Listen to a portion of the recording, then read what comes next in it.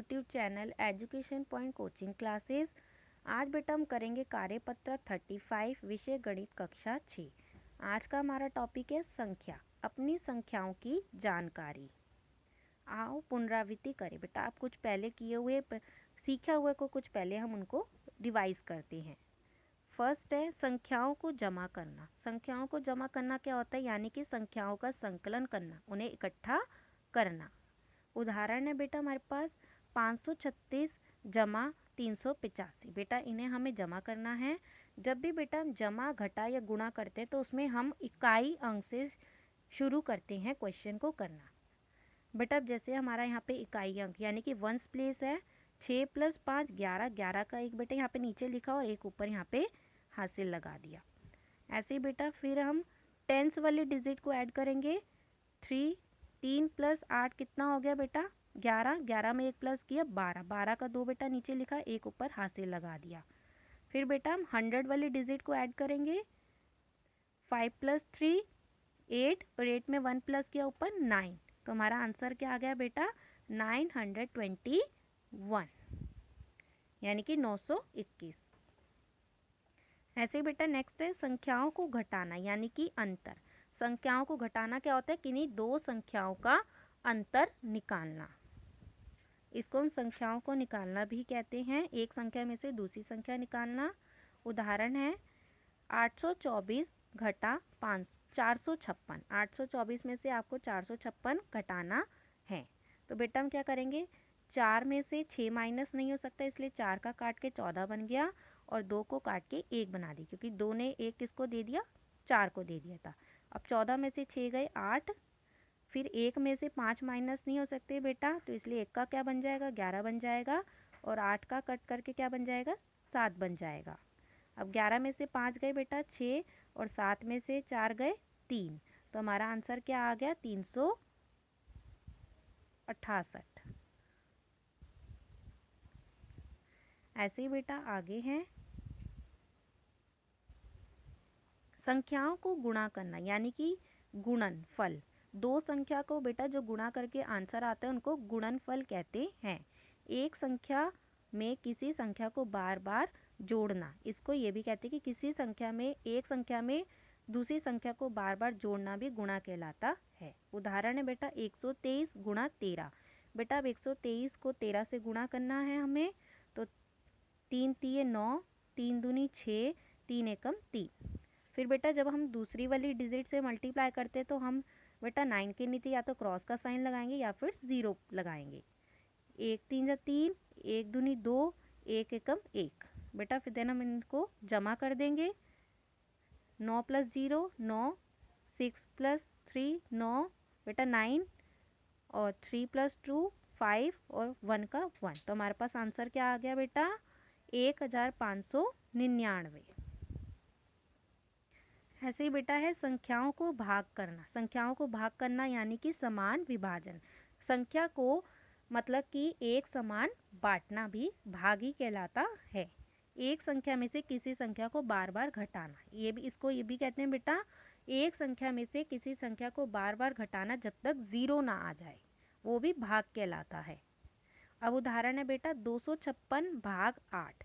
256 को बेटा 8 से भाग करना है अब हमें। 8 × 24, 8 × 24 बेटा 25 के नीचे 24 लिखेंगे। देन हम उसको सब्ट्रैक्ट करेंगे, हमारे पास आ गया 1। और बेटा 0 के नीचे कुछ नहीं था, हम इसको ब्लैंक भी छोड़ सकते हैं या फिर 0 भी लगा सकते हैं। फिर बेटा ऐसे ही 6 में से 0 माइनस किया तो बेटा 6 आ गया। अब 1 और 6 क्या बन गया 16 बन गया। 8 दूनी 16 और 16 के नीचे 16 लिखा और हमारा आंसर आ गया। और फिर इसको माइनस करा तो हमारा रिमाइंडर आ गया, शेष बच गया हमारे पास 0। और हमारा मेन जो क्वेश्चन बेटा जो भागफल है वो आया 32। हमारा मेन आंसर क्या आया भागफल 32। अब बेटा यहाँ पे हमें क्या दिए, कुछ क्वेश्चन दिए गए हैं करने के लिए। आओ करें। प्रश्न नंबर 1 450 जमा 120। बेटा यहाँ पे हमें क्या करना है, जमा करना है। तो हम बेटा इन्हें आइए करते हैं। प्रश्न 1 है बेटा ये 450 में 120 जमा करने हैं। 0 + 0 0, 5 + 2 7 और 4 प्लस 1 5, तो हमारा आंसर क्या आ गया 570। ऐसे बेटा प्रश्न नंबर 2 है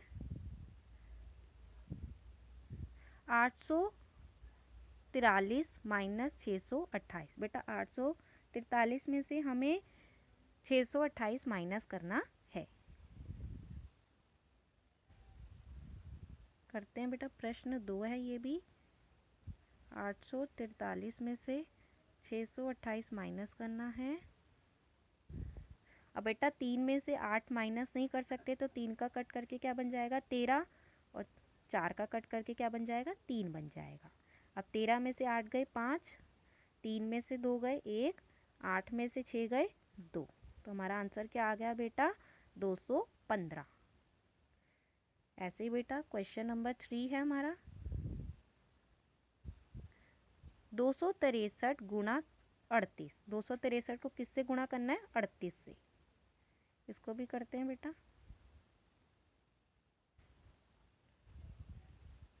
263 गुणा 38,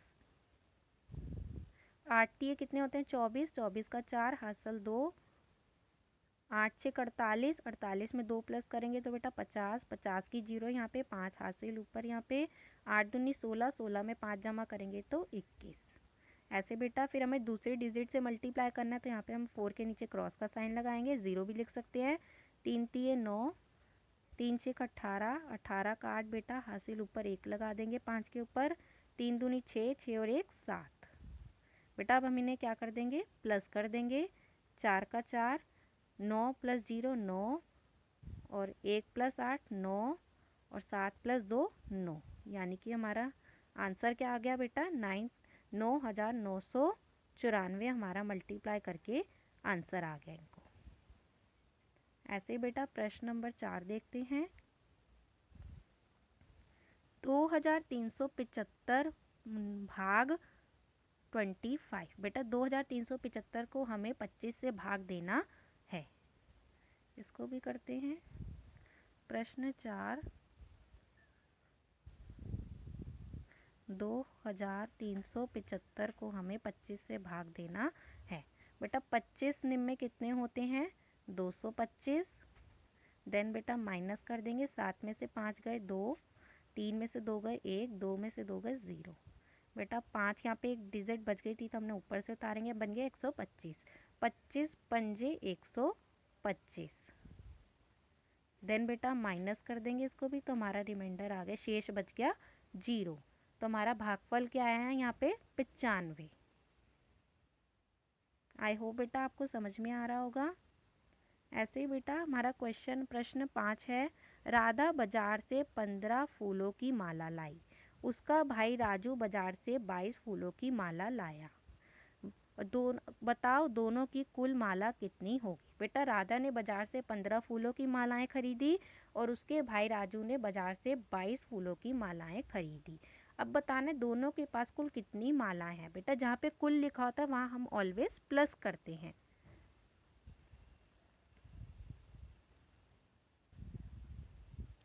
ये है बेटा प्रश्न 5। राधा ने कितनी खरीदी थी बेटा फूलों की मालाएं 15, और उसके भाई राजू ने कितनी खरीदी थी फूलों की मालाएं बेटा 22।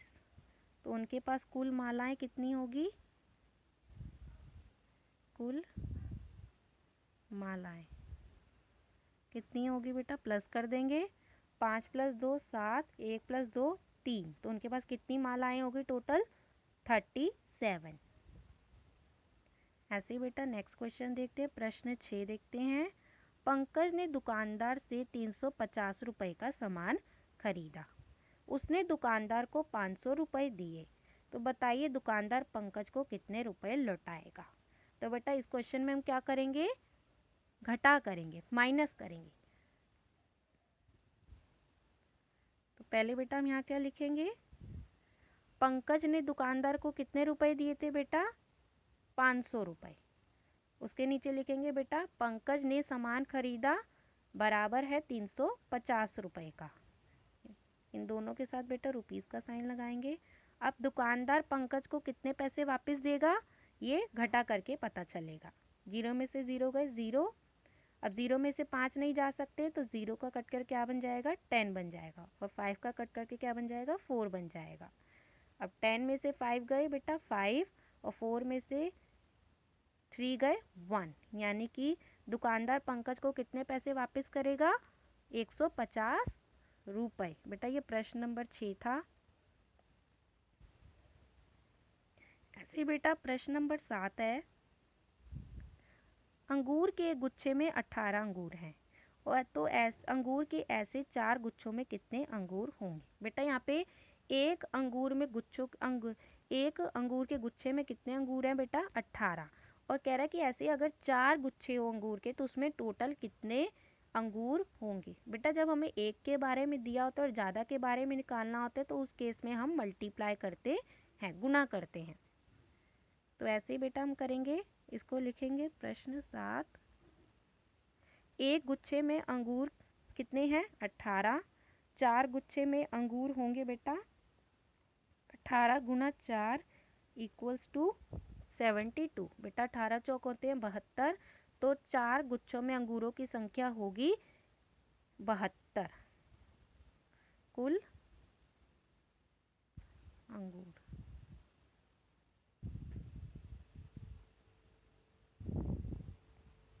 ऐसे बेटा अब लास्ट क्वेश्चन है, प्रश्न नंबर 8। हमारे पास 42 पौधे हैं और उन्हें 6 क्यारियों में बराबर लगाना है, तो हर एक क्यारी में कितने पौधे लगाएंगे। बेटा हमारे पास अब टोटल पौधों की संख्या है 42 और उन्हें 6 क्यारियों में लगाना है, तो बेटा कह रहा है कि हर एक क्यारी में कितने पौधे लगेंगे। तो बेटा जब हमें ज़्यादा के बारे में गिवन होता है ऑलरेडी और 1 के बारे में पूछा हुआ होता है क्वेश्चन में, तो उस क्वेश्चन में हम डिवाइड करते हैं।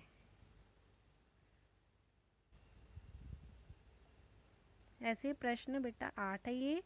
तो कुल पौधे कितने हैं हमारे पास बेटा, कुल पौधे कितने हैं 42, और बेटा क्यारियां कितनी हैं, क्यारियां हमारे पास 6। तो बेटा एक क्यारी में कितने पौधे आएंगे बेटा हमारे पास 42 डिवाइडेड बाय 6। 42 को 6 से भाग कर देंगे तो कितने आएंगे, एक क्यारी में पौधे की संख्या कितनी होगी बेटा 7। बेटा जब 42 को 6 से भाग करेंगे तो हमारे पास आएगा 7 पौधे। एक क्यारी में कितने पौधे आएंगे 7 आएंगे। आई होप स्टूडेंट आपको समझ में आया होगा। If you like this video please like subscribe and share this video. Thanks for watching, और इनकी प्रैक्टिस ज़रूर कीजिएगा।